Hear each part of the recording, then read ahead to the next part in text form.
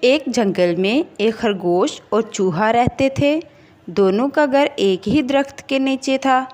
وہ دونوں ایک دوسرے کو بالکل بھی پسند نہیں کرتے تھے۔ خرگوش کو چوہے سے یہ شکایت تھی کہ وہ ہر وقت گھومتا رہتا ہے، جس سے اس کا علاقہ گندا ہوتا تھا۔ چوہے کو خرگوش کی آوازوں سے مسئلہ تھا۔ دونوں ہر وقت ایک دوسرے کو طعنے دیتے رہتے۔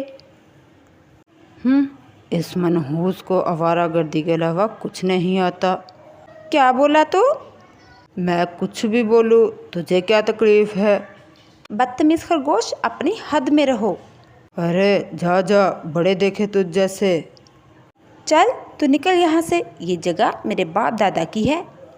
ارے او چوہے، یہ جگہ میرے باپ دادا کی ہے، تو نکل یہاں سے۔ دونوں کی لڑائی زور و شور پہ تھی۔ دور کھڑی لومڑی سب کچھ دیکھ رہی تھی۔ لومڑی کی بہت دنوں سے ان دونوں پر نظر تھی۔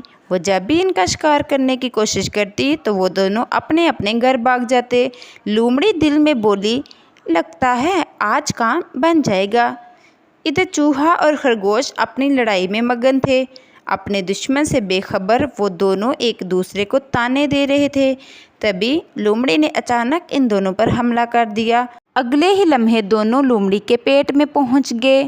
اس طرح دونوں نے اپنی لڑائی کی وجہ سے اپنی جان گنوا دی۔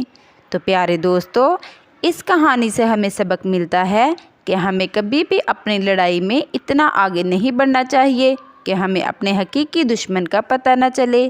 اگر آپ کو ہماری ویڈیو اچھی لگی ہو تو چینل کو سبسکرائب کر دیں۔ ملتے ہیں ایک نئی ویڈیو کے ساتھ، تب تک کے لیے اللہ حافظ۔